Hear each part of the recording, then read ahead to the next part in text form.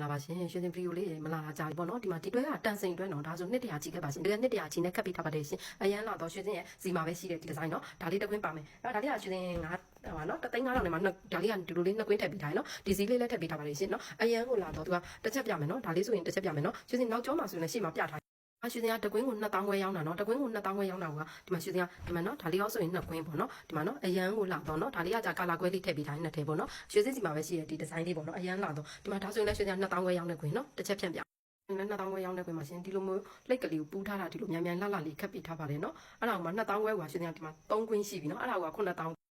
မျိုးအကျဲ9000ခွဲရှိသွားရင်နော်အဲ့ဒါစီပါ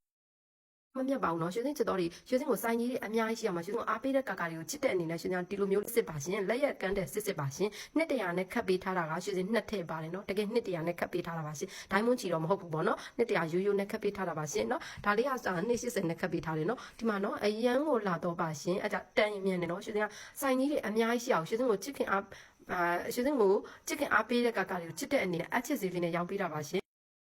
ဆိုမြန်တယ်နော်ရွှေစင်ကဒီတွဲလေးကလုံးဝမမြတ်ပါဘူးရှင်ရက်ကန်ကနေယူထားတဲ့ဈေးတက်ကိုကရွှေစင်က1000လောက်ကိုရွှေစင်ရဲ့တော်တွေကို short ပေးထားပါတယ်ရှင်တကယ်ပါရှင်တန်တယ်ဆိုမြန်တယ်နော်ရွှေစင်ကအိမ်ရောက်ဝေချရပါတယ်ဒီမှာနော်ဒီလိုမျိုးလက်ကျဲခွင်းကလည်း2ကွင်းပေးထားပါတယ်ရှင်အကုန်လုံးကလက်ရက်တဲ့စစ်စစ်တွေ3,500ဆိုတော့ရွှေစင်ကဝယ်ဈေးတက်မှာမရဘူးပေါ့နော်ရွှေစင်ကချစ်လို့ကိုဒီဈေးလေးနဲ့လုပ်ပေးထားတာပါရှင်